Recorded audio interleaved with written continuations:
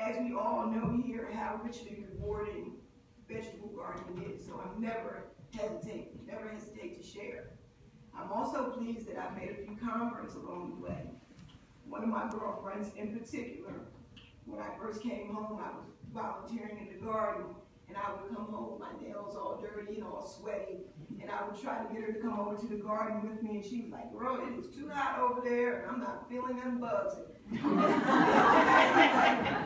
Well, after about a season over there, I looked up and she's over there helping me transplant annuals, so she's a regular visitor now.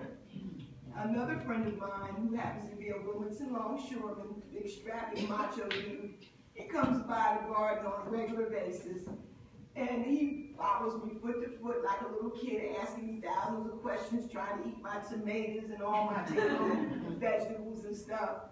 And he told me I better make sure that he gets community gardener's bed next year. So I knew that my girlfriend had never had experience of, planting a seed and seeing that tiny seed grow into a magnificent thing of beauty, or to be able to serve it as part of your evening meal. So another friend of mine, well, like many friends of ours, they started gardening as children, and like my friend the longshoreman, his grandpa introduced him to gardening as a child down south. So unwittingly, his grandpa planted the seed of a future gardener. I personally give credit to my interest in gardening to my Aunt Bert. My dear Aunt Bert, it was she who taught me to love and appreciate all things in nature and to have respect for all living creatures. My Aunt Bert was the single most influential person in my life, bar none. She was far more than just my aunt. My Aunt Bert was my mother's oldest sister by 16 years. So she was like a grandma to me, my guardian angel, my mentor, and my second grade teacher. My mom, my first grade school teacher. As far back as I can remember, Aunt Bert was my go-to person. She was sophisticated, steady, fair, kind, and the smartest person that I ever knew to this day. It was my Aunt Bert whom I remember walking with through the woods out behind Armstrong and Odessa, way before there were more than a half dozen farmhouses out there. She and my uncle bought a parcel of land back there in 1959 and built their dream home. During these years and long into my adulthood, we would take long walks around the property, admiring the land that she and my uncle owned. There were all kinds of trees and flowers growing wild there. Every spring, she and I would plant a garden on the hillside alongside the house. Aunt Bert knew every plant, every shrub, every tree. She could tell you what kind of bird it was from their song and where it nestled. I spent many days picking wild elderberries for homemade wine and apples to make cider. We would can tomatoes and peaches. We'd make relish and pickles. It was a truly wonderful life back then. But of course, adulthood is inevitable, and before you know it, the days of innocence are gone. I don't know that I can blame or attribute any one single event as the reason why and how I ended up on the other side of the law, to coin a phrase. Aunt Bert always called me Nicodemus because of my penchant to be so curious and to challenge everything that didn't sit right with me. Certainly a healthy sense of curiosity is a good thing, but Aunt Bert also said curiosity killed the cat. The event that resulted in my being sent to BWCI was like a chain reaction, sort of like a rear-end collision that you see coming. You know what's going to happen, you see it coming, but you're powerless to do anything about it, to stop it or yourself, resulting in leaving your life in shambles. Most people never recover. I've been more fortunate than most. After getting past the initial shock of what was happening to me and to my family, having to sell the home that I love so much, and had worked so hard to save,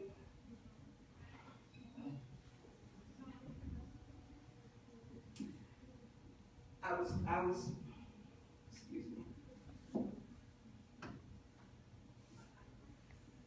made up my mind that I would persevere, that I wouldn't be a casualty of my circumstance. I had already witnessed so much despair. Women whose children were scattered all through the state, many with mental health issues and medical issues, some very serious. It didn't take long before I noticed the garden out back, though. It was a dead of winter, 18 inches of snow on the ground that year. I introduced myself to Miss Rose. She was in charge of the garden program at the time, and I told her how interested I was. The garden club was part of the culinary arts program at that time. So, of course, everybody wanted to be in that program. You get to eat real good food. It was not the life. I'm in. During my first year in the program, it didn't take long before the information and lessons that had lied dormant for so long surfaced in my brain as if they were waiting for a chance to be used. I had owned a lovely home for many years and took great pride in cultivating the flowers and shrubs that surrounded it. But it had been decades since I had grown vegetables. But you know what they say, you can take the girl out of the country, but you can't take the country out of the girl. So the lessons from my childhood quickly began to emerge. It all became second nature. Many of the women at BWCI had never been in a botanical garden, much less a vegetable garden. As the season progressed, the women came to depend on me more and more for advice, information, and knowledge. And the time that I spent in the garden made my days at BWCI go by quickly. During the first season in the garden program at BWCI, I had the privilege of meeting the ladies from your garden club and the DCH. I myself am a strong believer in the act of volunteerism, having grown up in scouting and encouraged by my parents to donate to families who were far less fortunate than we. I know firsthand that volunteer work does as much for the giver as it does the receiver. For women who are incarcerated, it is often the only kindness that they know. So on behalf of the women whose lives you all have touched through your generosity, I wish to say thank you. The garden program at BWCI has changed a great deal from when I left. I don't have to tell anyone here how rewarding, how therapeutic having your hands in soil can be. The garden club helps give the women that are involved a sense of purpose and a reason to get out of the bed each morning. But I do know that the changes have done nothing to enhance the program. In fact, the opposite seems to be the case.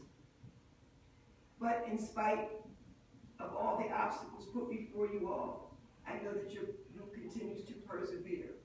So bravo to you all. It's pointless to criticize. The jail operates in a vacuum. No one on the outside will ever be able to do much to change what happens inside. You can only do so much before someone has something negative to say. We all know that our penal system is a disgrace. The rate of recidivism hovers around 80% in Delaware because of the lack of programs designed to provide inmates, particularly women, with marketable skills that can be used upon release. In addition to that stigma, is the stigma attached to anyone who has been incarcerated when seeking employment. Nowadays, your criminal record is part of your credit report. As long as these kinds of obstacles exist, folks will find it hard to rise above their past mistakes. The DCH is one of the few organizations that has actively sought to provide employment opportunities to individuals returning to society. Hopefully, my work at the DCH is in some small way an indication of the importance of supporting women and men seeking to re-enter the workforce. Over the past 3 years, my work at the Army Farm, while also allowing me to earn a paycheck, has given me an opportunity to be involved in meaningful and rewarding work. As you all know, the urban farm is striving to make fresh produce available to individuals who have limited access. Changing people's shopping and eating patterns is difficult at best, but we know that this program can work. There are very successful models throughout the country in many cities. I think the key in Wilmington lies with education. There still exists a tremendous gap between the haves and the have-nots.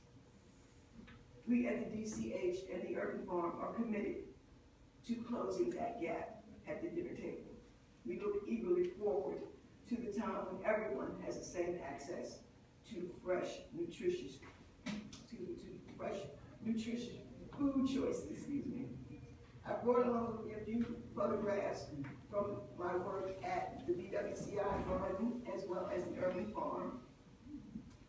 The Urban Farm has this summer and over the last 2 seasons encouraged local youth groups such as the Y and various children's schools to come and visit and learn about gardening and horticulture.